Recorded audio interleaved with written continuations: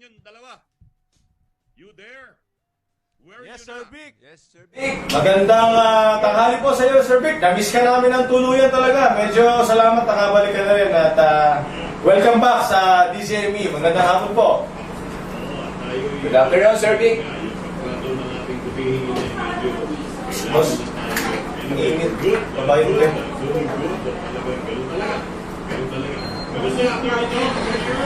Yes, Sir Vic. So far, so good. Okay naman. At medyo, as usual, busy trabaho. Unting hearing dito, unting hearing doon. At unting trabaho. Pero siyempre, meron pa rin tayong panahon para sa serbisyo publiko. At kailangan nating marinig ang mga hinaing ng ating mga kababayan na gustong tumawag dito. At para naman tayo makatulong kahit paano sa kanila.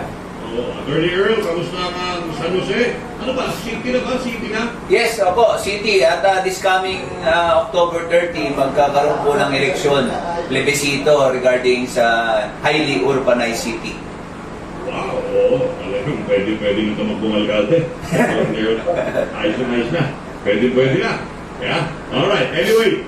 Siguro, umpisahan na natin. Kung meron na tayo mga nakaredy riyan, Attorney Dong, kung may nakaredy na tayo, take it away. Para makarami. Yeah, meron. Yes, yan. Si Panyero Earl lang unang babasa at medyo... Then, meron yata tayong caller, no? Nasa linya. Yes, sige, sorry. Caller pala natin. Sige po, sino po yung ating caller? Go ahead. Go ahead po, sa ating caller. Go ahead po kayo, tuloy po kayo. At ano pong mapaglilingkod natin sa inyo sa hapong ito? Hello. Wala pa daw, Sir Vic. Wala pa raw ang ating caller, ano? Dexter. Yeah, so meron tayong, Panyero.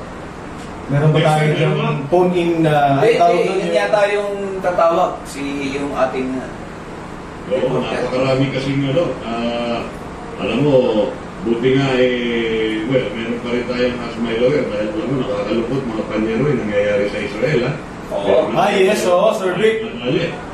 Hindi ba? Biglaan. Tayong dalawang kababayan matali at we will never know. Alam mo, grabe yung monitoring. Alam mo, Sir Vic, meron pa nga ako siya nakita sa Yahoo, no?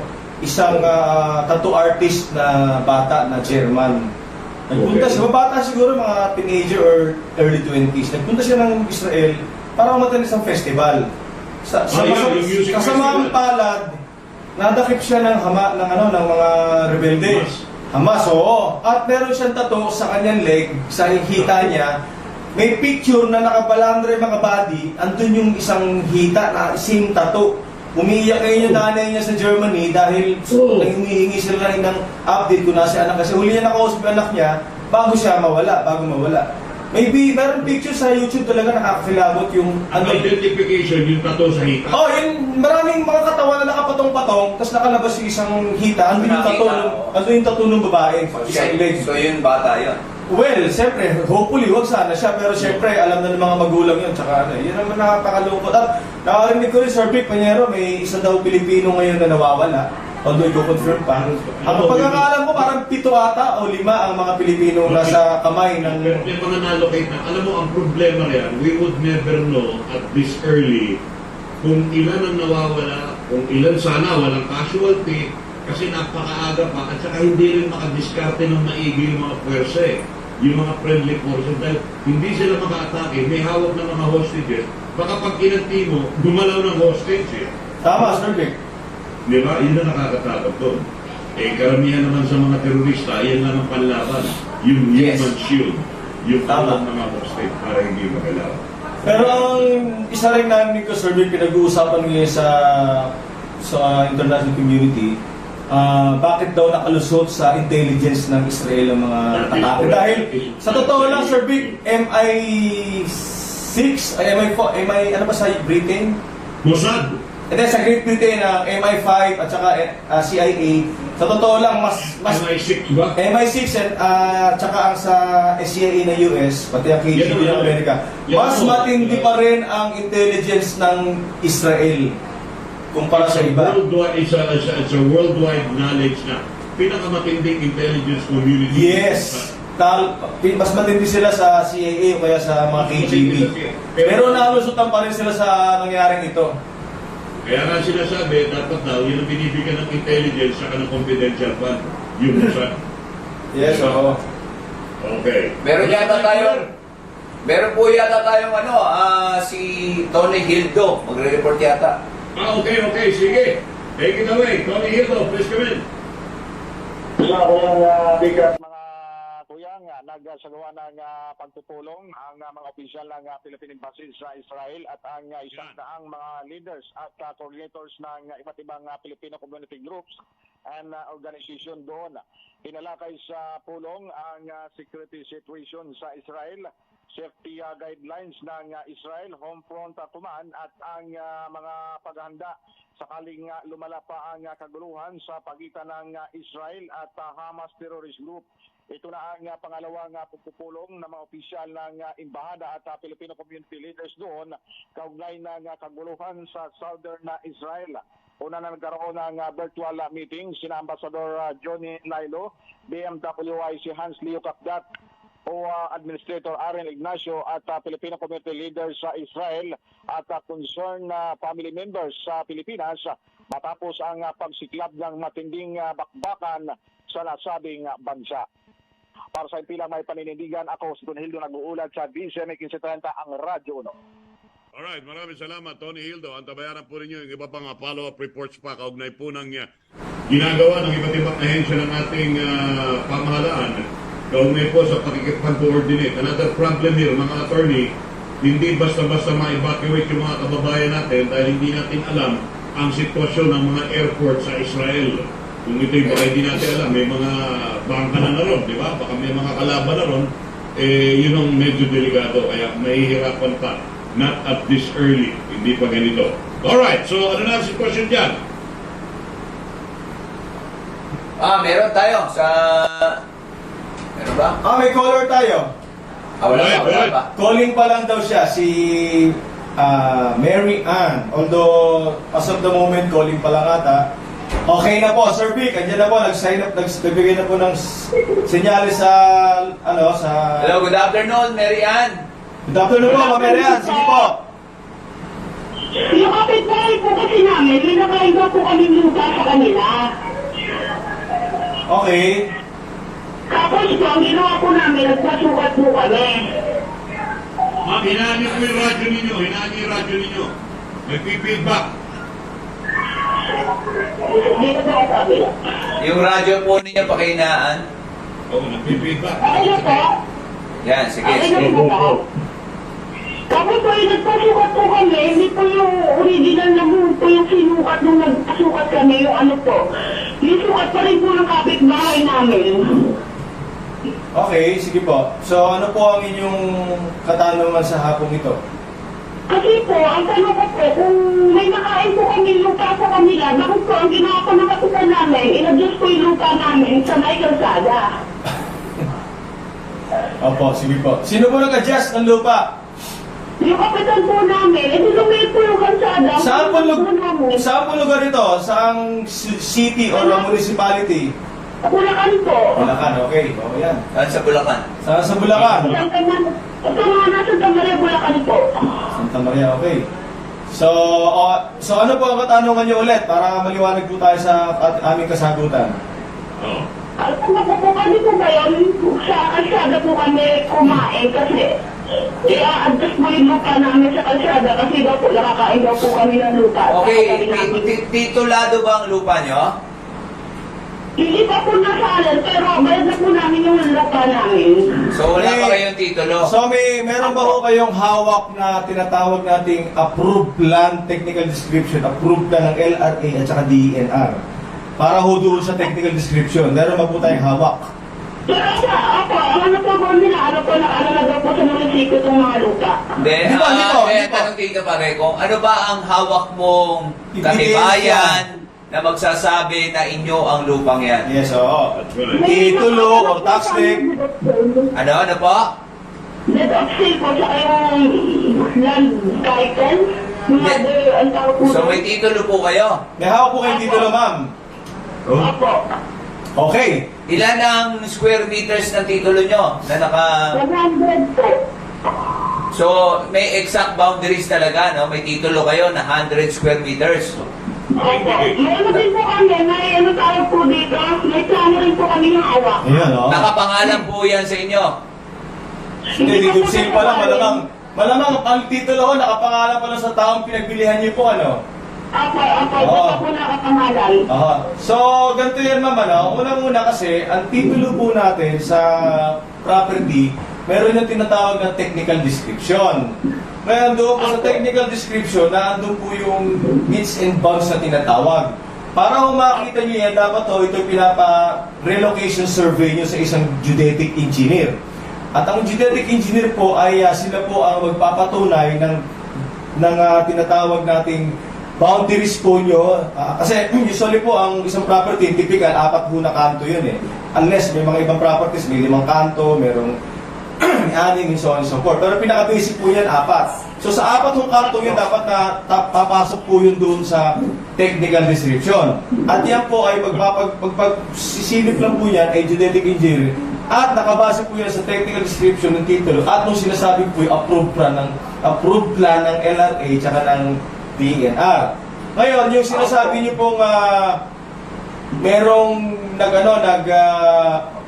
encroach. Dapat po yun, kung talagang sa inyo po ang lupa na encroach, dapat po sila po ang magbawas ng lupa nila at ibigay po sa inyo yun.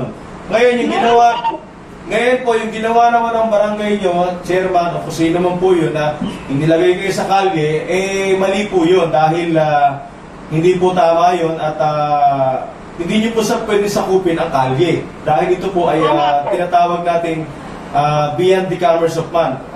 So wala ho siyang, hindi ho siya pwede makaya. Pangalawa po, tandaan nyo, nasa revised penal code, meron po tayong tinatawag na yung alteration of boundaries.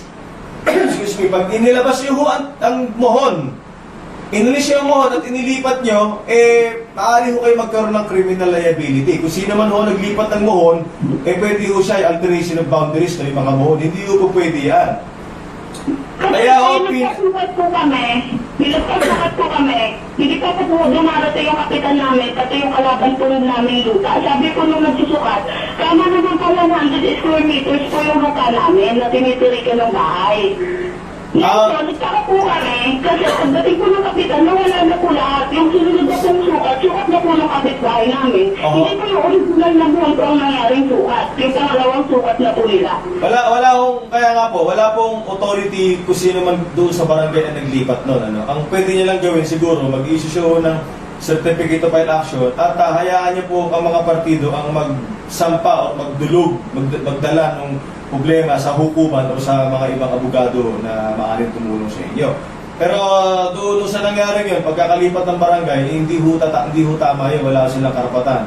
In fact, binabago nila yung meets and bounds, yung boundaries, lalo ho nagkakaroon ng problema doon sa... Hindi na solusyon ng problema nyo. Not even the barangay captain, wala karapatan. Wala po, Sir Vic naman, wala silang karapatan. Or maaari nyo rin siguro pa niya, maaari nila itulog sa building official ng inyong kinasasakupan. Naman na po namin, wala po silang building permit, kaya po yung bahay po nilang tinatayo ay nakatenga po. Dahil sa building permit naman, iba ko sa pinho yun. Siyempre, nasa munisipyo or city na ho yun at magsisecure sila ng building permit bago sila magtayo ng kung ano mga struktura. Dahil pag nagtayo sila struktura ng walang building permit, pwede ho rin sila makasuhan mo yan under the building code. Pero, baka may dadagdag ka. Meron po ako, dami po nilang isyong bibinabato sa amin tungkol sa mga pagnanakaw, kahit wala po sila ipruweba po. Sinipura po nila yung reputasyon po namin dito. Yung sa doon naman sa sinasabi pagnanakaw, baka iba-iba na ho siguro man yun. Iba na sigurong usapin yun dahil maaaring hindi naman konektado ata yun sa lupa. Another story yun.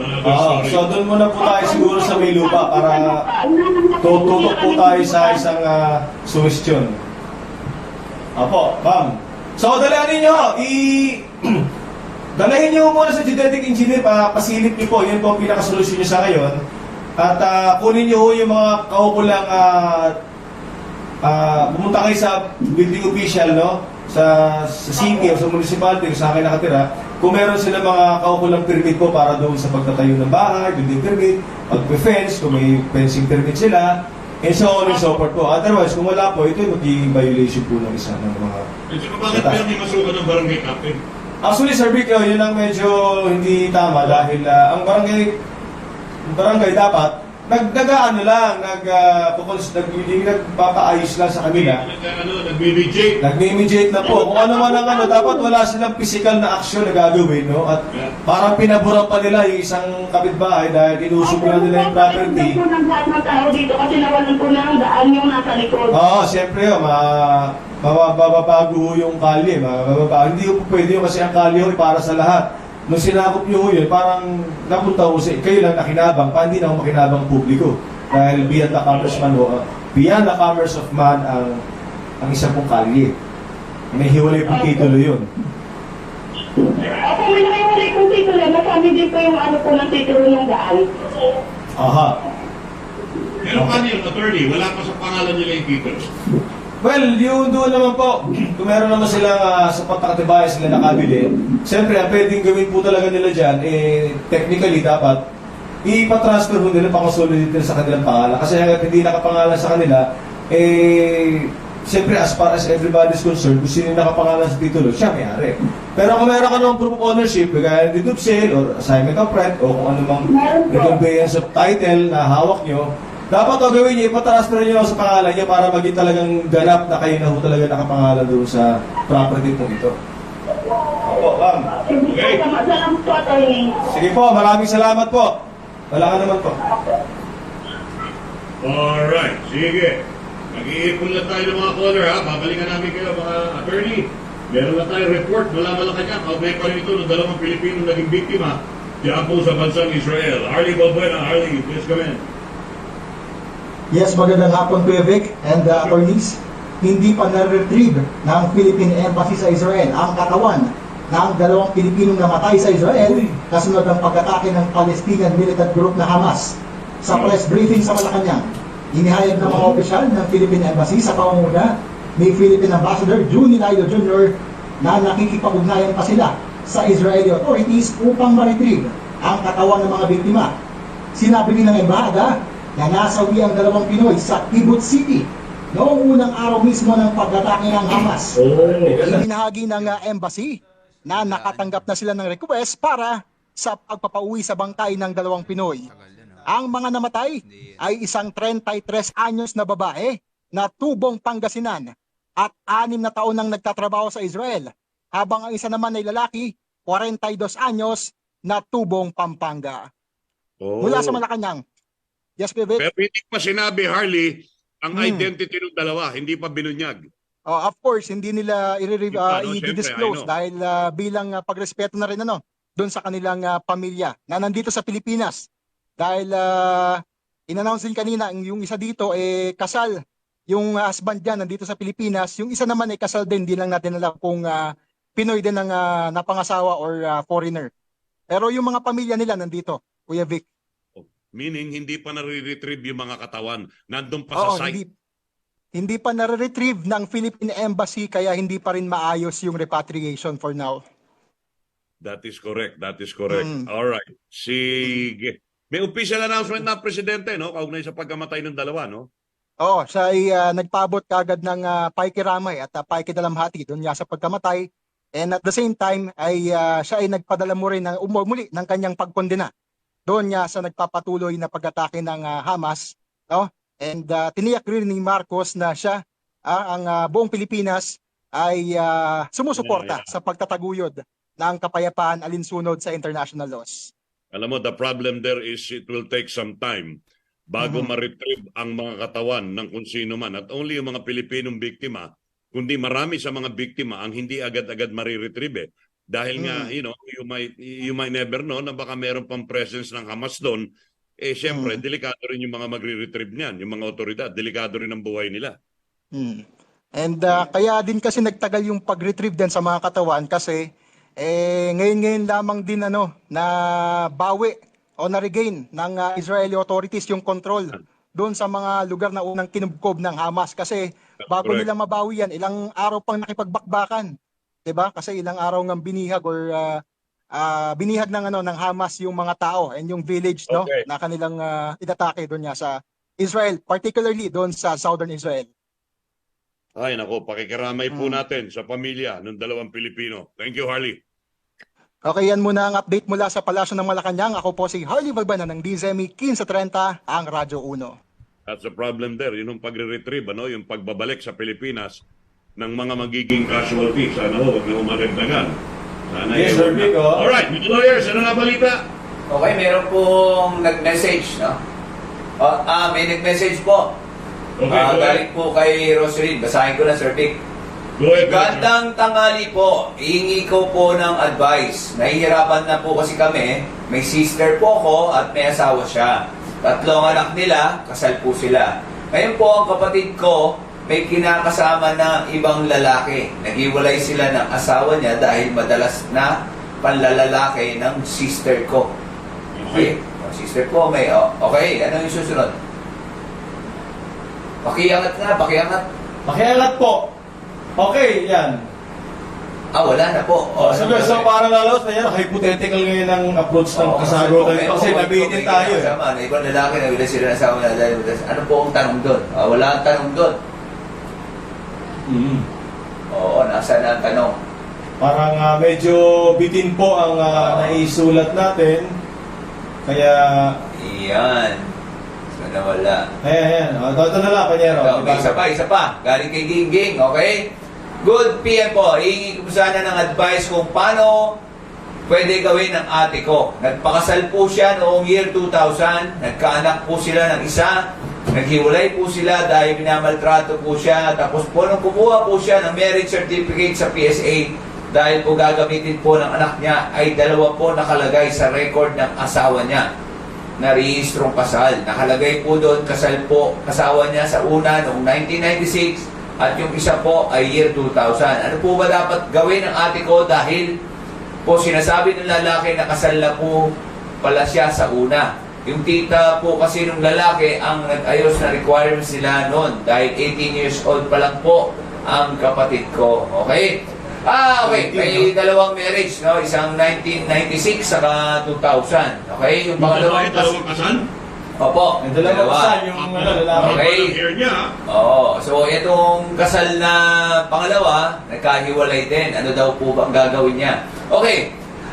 Dahil po yung kasal nung pangalawa is a void marriage, di ba? Dahil may subsequent marriage, so it is considered as void marriage. Pero still, kailangan mo pa rin mag-file ng kaso. Magpa-file ka pa rin ng petition for annulment of marriage on the ground of bigamous marriage. So, magpa-file pa rin ng kaso. Ang nag-text yung kapatid? Kapatid dito? Kapatid niyan. Okay, sige, go. So, kailangan pa rin niya magsampa ng kaso. Petition for annulment of marriage. Kasi nga po, ang grounds niya dyan ay yung pagiging void marriage niya dahil merong subsequent marriage. So, yun po yung gagawin nyo para makapagsampa ng kaso. Yun po. Okay? Mag-file po kayo ng annulment of marriage. Ang grounds po, yun, yung subsequent marriage niya, bigamous marriage. Yeah. Yan. So, ibig sabihin, dalawang beses nagpakasal yung kapatid niyang babae. Tama? Yung lalaki. Hindi, yung lalaki. Yung lalaki, Sir Vic, Lalaki. Ay, ang kapatid po niya, yung babae. isa pangalawang kasal ng kapatid niya. So yung bayaw niya, may unang kasal pala bukod sa ate niya. Pinakasalan din yung ate niya. Pinakasalan din. Ate niya, tsaka may naunang pinakasalan na ibang babae. Pogi. Siyempre, gwapingsan dating, di ba? Oo, pogi. Yun ang problema, no? Bakit nakakarapasok yun sa... Hindi ko naman alam bakit ang lalakas ng... Teka muna, pag mga ganon, hindi ba tinatanong yun doon sa pangalawang magkakasal, yung mag-officiate ng kasal? Actually, Sir Vic, Oo, humihingi oo. ng Senomar ang dapat ang officiating officer yung Certificate of No Marriage. Pag nilabas sa NSO na may una kang kasal, dapat doon pala hindi na sila tatanggapin Although, siyempre, alam mo na, may nakakalusot. At, Actually, mahirap po yung mga proseso niyan In order to get marriage license, kukunin yung mga senomar mo. Yan. Marami pang mga procedure yan. Pagka 18 years old to 21, kailangan pa ng parental consent. Yes. 21 to 21, kailangan pa ng parental 25. 21 to 25, kailangan ng parental advice. So, marami procedure. Yes, May sir. seminar pa yan. Seminar. So, kailangan pang marami pang mga prosesong ginagawa. Pero, Apply ayun pa sila ng for whatever reason, bakit may mga lumulusot na ganyan at saklap. Kasal na pala yan dati. Huwag natin kalimutan, Sir Vic, mag-a-apply rin sila ng marriage license. Ipapaskill yan doon sa Yun nga yung sila marriage kumuha. license. Oo, yan, oo. At kung sila yung magkasama ng 5 taon, yung certificate, affidavit of cohabitation. Dapat yan, pati nagkakasal, kinakasuhan. Dapat. Pwede po Diba? yun. Pwede sila maging Dapat. civilly, administratively, tsaka criminally liable doon sa...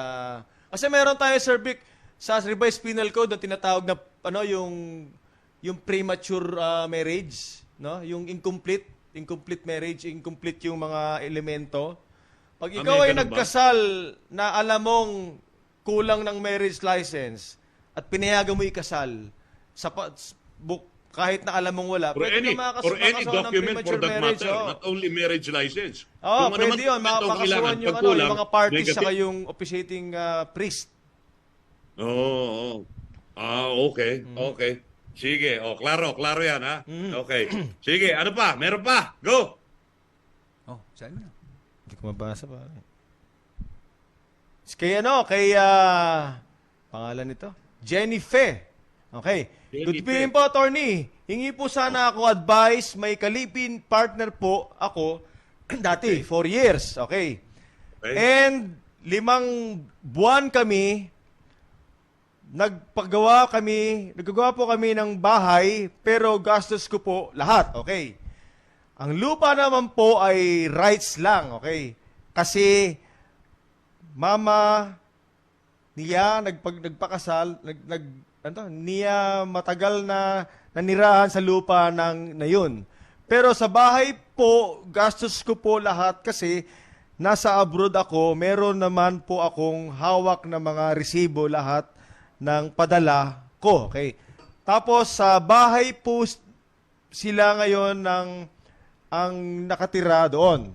Paki-advise kinumpog. ko please. Kinumpog. Paki-advise po please, makukuha ko po ba ang gastos ko or pwede ko kung na lang ipaggiba pag di sila nagbayad? Or karapatan ba ng ex-live-in ko? Okay.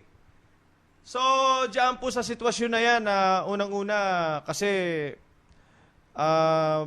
yung doon sa lupa na nagastos mo, ang tanong kasi diyan, kung meron ba kung kayo ba ikasal, no? At itong lupang ito ay siyempre magiging conjugal property nyo. Pero kung hindi kayo kasal, siyempre, unang-una, Hindi nga kasal eh. yung ginastos nyo rito sa lupang ito, yun ang magiging pagbabasihan nyo ngayon. Kung di kayo kasal, siyempre, kung ano yung ibinigay mong investment dito, Yeah. siyempre, unang-una, magiging co-ownership ang relationship ng property nyo. Kung hindi siya kasal at wala naman kayo mga kanya-kanyang asawa, no, in short, nagli-live-in lang kayo, parang ganon. So, pwede mo naman siyang mabawi yung Okay. ginastos doon, ano? Pero siyempre, ili-liquidate nyo po yun. I-liquidate nyo yung property nyo at i-divide nyo kung ano man yung mga kaukulang bagay na pwede nyo i-dispose doon sa property para Hindi, kung siya mapagkasuhan. lahat ang gumastos. Kung siya lahat ang gumastos. Well, kasi po, kung siya lahat ang gumastos, yung naiwang doon na kung Mr. Man o Mrs. ang naiwan, no, at siya ay nag-aruga sa mga anak, kinukonsider po ng batasyon na yun ang pinaka-interest niya. Na-share doon sa family, yung pag-aaruga ng pamilya at pag-aaruga ng anak. So not necessarily na meron siyang ibinigay doon na pera na physical o naglagak siya ng mga materials na appliances o kung ano man. The fact na yung isang naiwan doon na amaman o asawa na walang trabaho, nag-aruga ng pamilya, nagpalaki ng bata, nagdadala sa eskwelahan. So yun po yung pinaka-share niya under the family code. So may i-consider po yun sa liquidation. Yun.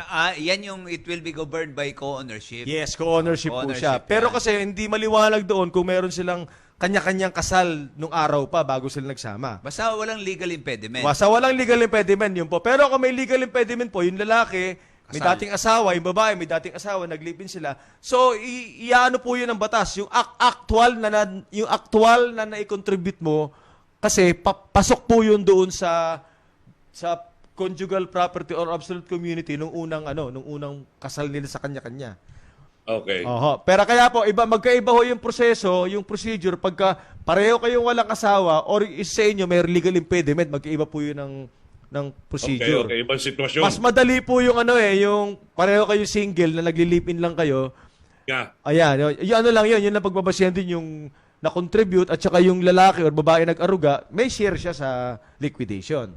Pero pagka isa sa kanila may legal impediment, may dating asawa, hindi na papasok yun. Kailangan na ho yung actual talagang naitulong ng tao. Alright. Asawa ang mag-govern yun. Yung tinatawag na Kaya ako ayoko. co-ownership ang mag-govern sa kanila. Kaya ako ayoko mag-asawa eh. Mahirap. Maraming rekotitos. Okay na yung ganito. Nagmamahal na lang. Di ba, Attorney Earl? Attorney Dong? Yes, Sir Vic, of course, di ba? Wag kami nga, Attorney Earl, ha? Kami nga, ya? Alam mo na. Alright. Anyway, caller pa. Hindi, binibigyan ko lang ng konting kulay yung ating programa. Di ba? Napakarami ng mabibigat na balita eh. So, nga, Sir dapat Vic, tumawa tayo, di ba? Next. Teka muna. Sige, bago tayo tumawag ulit ng caller o magbasa ng mga texter, magko-commercial break muna ako, ha? At magbabalik po kami ni Attorney Earl at Attorney Dong dito po sa Ask My Lawyer sa Kasado sa DCME 1530. Oras po natin, 1:30 na ang hapon. Panatilihing masaya ang paglilibang. Magtakda na oras at limitahan ang gastos sa paglalaro. Huwag magsugal kung nalulungkot. Huwag hayaang makasira ng buhay at pamilya. Para sa impormasyon ukol sa responsible gaming, tumawag lamang sa hotline number 02-8404-0171 o bisitahin ang www.casinofilipino.ph. Isang mensahe mula sa PAGCOR. Gambling is for 21 years old and above only. Keep it fun. Game responsibly. Fortnet Logistics Incorporated envisions a total package of delivering total service excellence to its clients here and abroad by keeping in mind total service satisfaction. Fortnet Logistics Incorporated aims to be the most renowned freight forwarding company not only in the Philippine market but the global market as well. Our vision is to maintain a track record for thoroughness, efficiency, and on-time delivery by working in unison with colleagues and partners towards this common set of goals, which should be matched by our reputation for being innovative, strong, and consistent. Fortnet Logistics offers direct import consolidation, direct export consolidation, non-vessel operating common carrier, break bulk agent, international air and sea freight forwarding, customs clearance, project cargo. Fortnet Logistics has a container freight station. Yes, there are other logistics companies. But what makes us different is our determination to give the best service possible. Fortnet Logistics Incorporated, delivering total service excellence for total service satisfaction. Fortnet Logistics Incorporated, an ISO certified freight forwarding company. Visit our website at www.portnet.com.ph for our main office, our warehouse, and our Cebu and Davao branches. Nangunguna sa balita, impormasyon, musika, komentaryo at serbisyo publiko. Ito ang DZME 1530. Una sa kanan, ang himpilang may paninindigan. Come on. Ang mga balita, ang mga komentaryo, ang mga opinyon ng publiko, ang mga legal na payo, walang maitatago, walang maiiwan, lahat mapag-uusapan, lahat kasado. Kay Vic De Leon Lima. Attention. Tutok na at makiratsada dahil tuwing Lunes hanggang Biyernes, alas 12:30 hanggang alas 2 ng hapon, ang mga gusto mong marinig at malaman. Kasado kay Vic De Leon Lima. Kasado dito lamang sa nag-iisang DZME 1530. Una sa kanan, ang himpilang may paninindigan. Are you ready?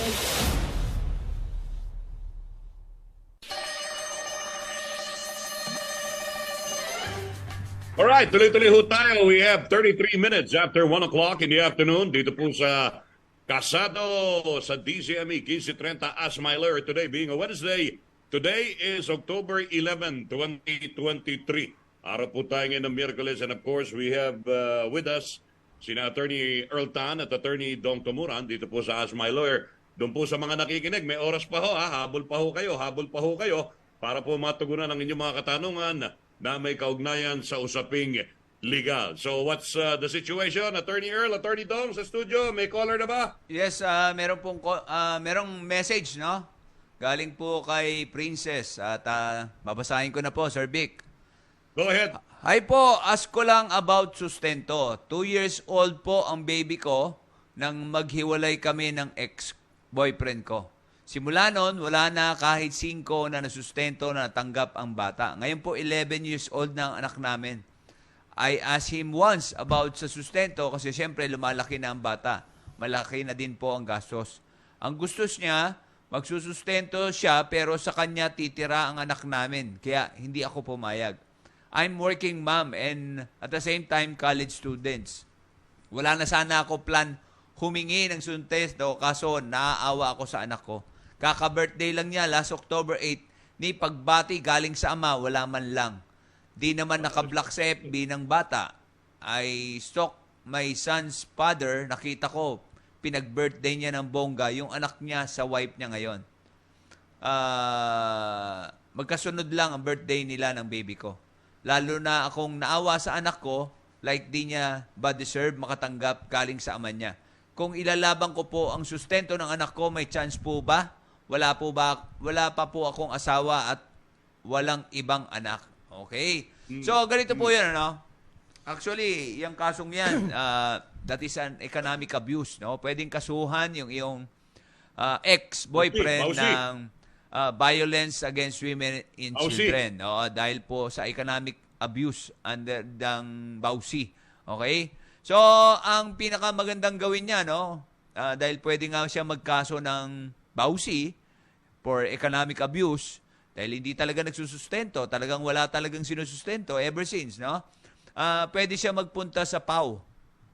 PAW, okay? Doon po sa PAW, ang sistema dyan, or ang procedure, pag nagpunta ka sa PAW, padadalan po yan ng summon, requiring the respondent or yung ex-boyfriend mo to appear before the PAW. So, doon po, pagka pinatin yan doon, susulatan yan eh. So, bibigyan niya ng petsa kung kailan kayo maghaharap.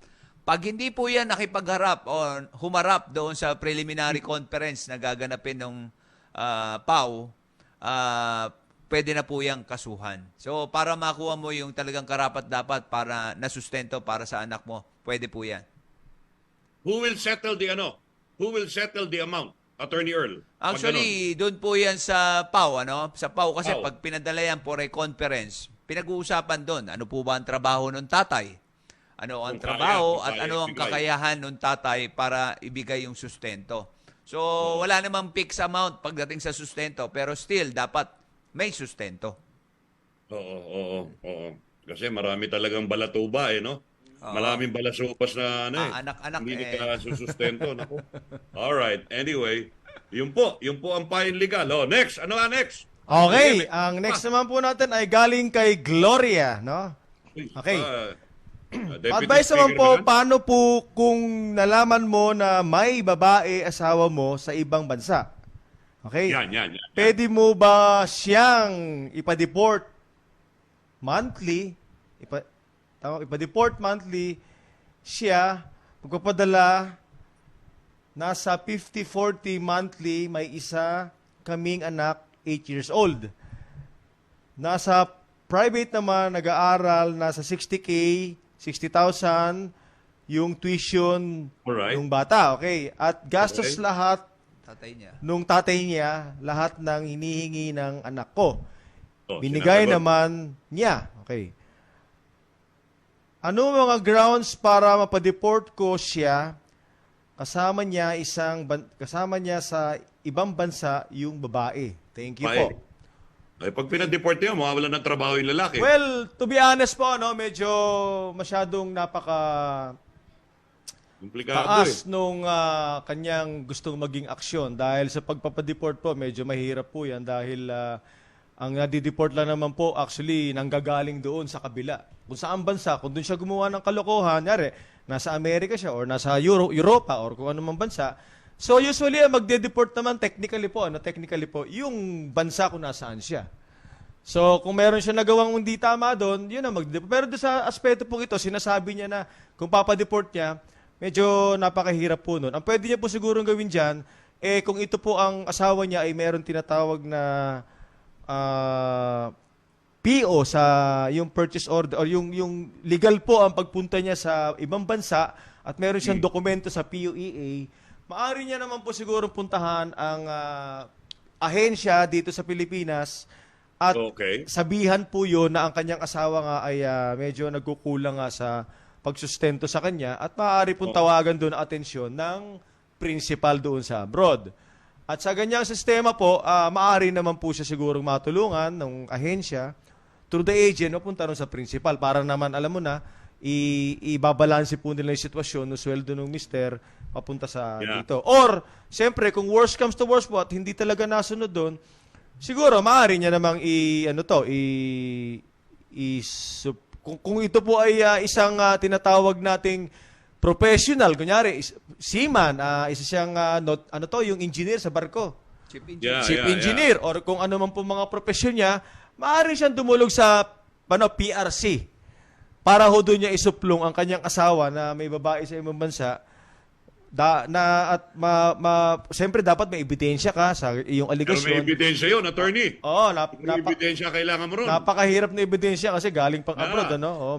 May mga picture sa Facebook, ano? Actually, more on diba? Ang tanong dito kung meron bang grounds para pa-deport yung kanyang asawa. That's right. Actually, hindi Do pinag-uusapan. Nagbibigay naman daw ng sustento. Ang point niya rito is may babae raw na kinakasama doon sa abroad. Okay? So, actually, yung naiintindihan natin si Mrs., medyo siguro nakikita niya or may suspetsa siya. Pero the problem is, anong ebidensya mo? Diba? Kasi yung pambababae sa abroad is not a ground for deportation. Yes, okay? So, even dun sa PRC, pare, na sinasabi mo na pwedeng kasuhan sa PRC, it's not a ground. Pero kung sakasakali naman may mga preba siya, bukod dun kasi kung chismis na nga, mahirap patunayan sa PRC yan. Pare, kahit nga dito sa atin, concubinage, hindi mo nga makasuhan yung concubinage, kailangan caught in the act of sexual intercourse or in a scandalous manner. So, napakahirap yung pagdating po sa ng bababae, paano mapapatunayan at that could be a ground for deportation. So, malabo po yun. Malabo yun talaga. So, mahirap talaga ang mahirap ang adultery at saka ang concubinage. Yes. Napakahirap po yan. What more dito po sa sitwasyon ni nasa Mami? Abroad nasa abroad na may suspetsa siya na may kinakasamang babae.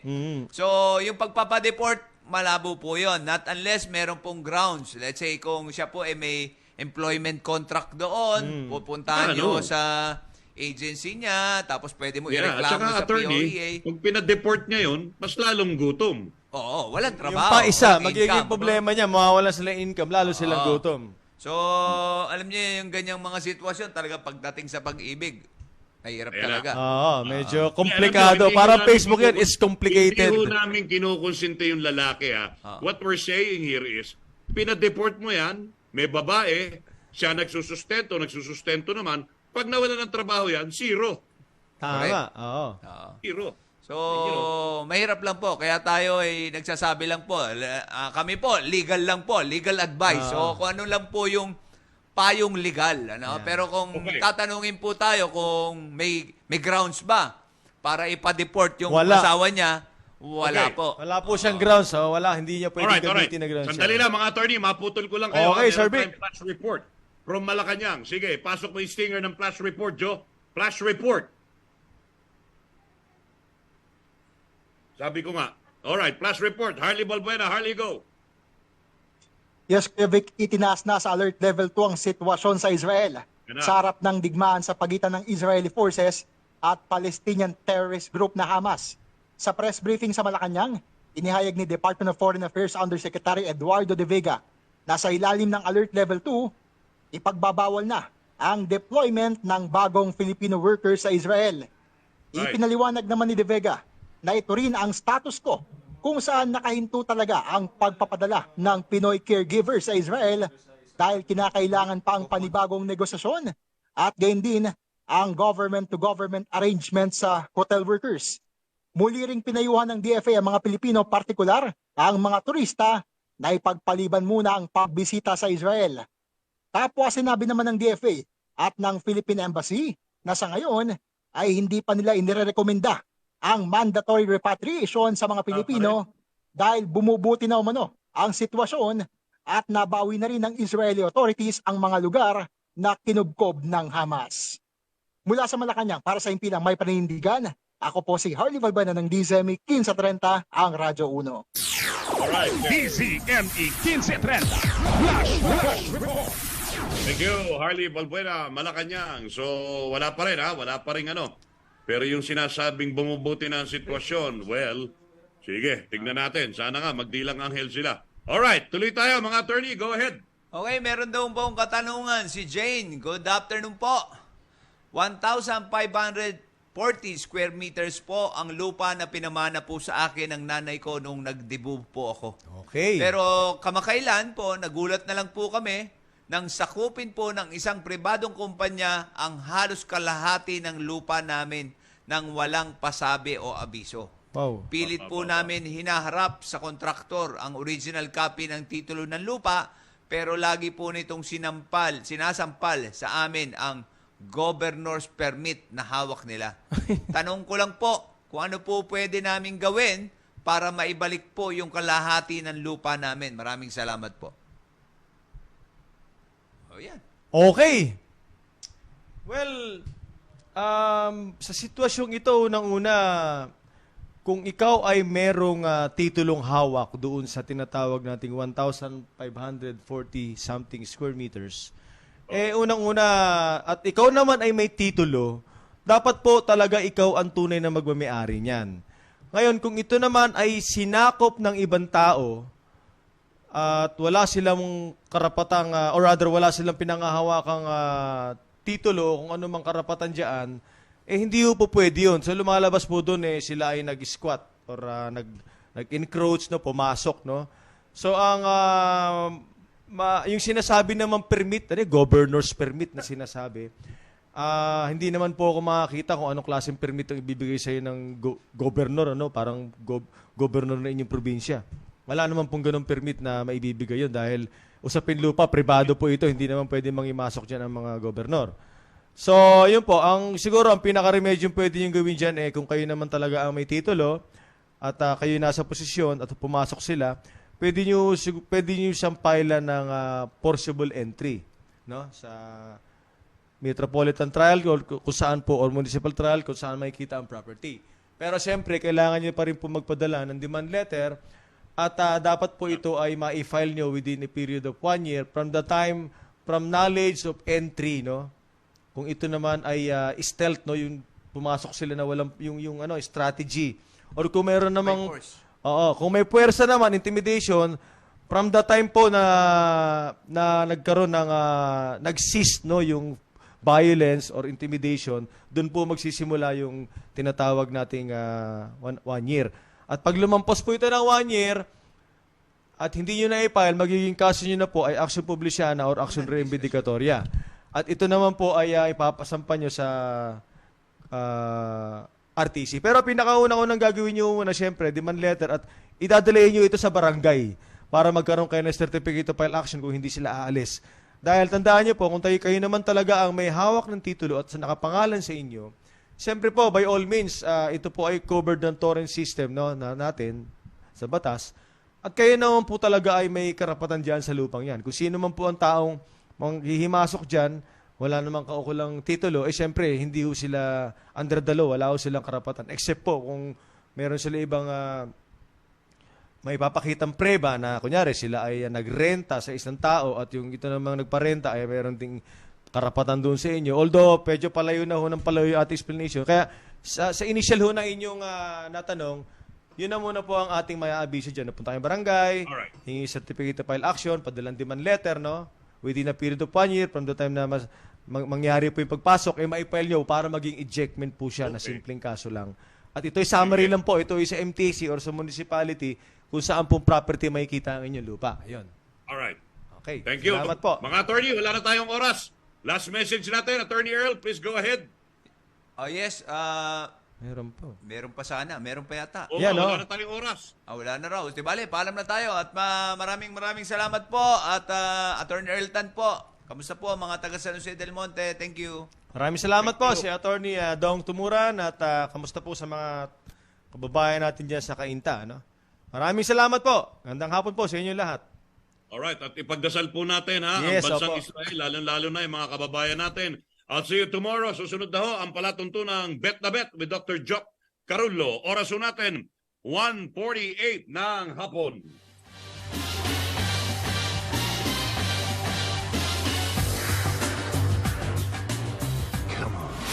Ang mga balita, ang mga komentaryo, ang mga opinyon ng publiko, ang mga legal na payo, walang maitatago, walang maiiwan, lahat mapag-uusapan, lahat kasado. Kay Vic De Leon Lima. Attention. Tutok na at makiratsada dahil tuwing Lunes hanggang Biyernes, alas 12:30 hanggang alas 2 ng hapon, ang mga gusto mong marinig at malaman. Kasado kay Vic